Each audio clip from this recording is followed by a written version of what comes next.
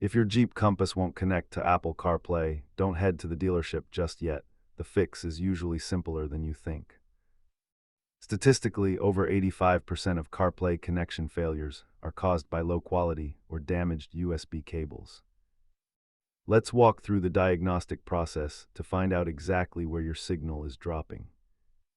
Start by unpairing your phone and performing a soft reset of the Uconnect system by holding both control knobs. Verify that Siri is enabled and that you have allowed CarPlay to function while your phone is locked. If software isn't the issue, swap your cable for an MFI certified one and test the secondary USB port. Most bugs can be handled at home, but a completely blank screen usually indicates a hardware failure for the dealer.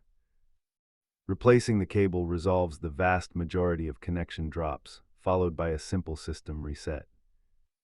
For stubborn issues, perform a full power cycle by turning off the engine and leaving the door open for 5 minutes. Keep a spare Apple-branded cable and some compressed air in your glove box to solve these issues on the go. As technicians often say, a little bit of pocket lint in your phone is often the biggest enemy of a stable connection.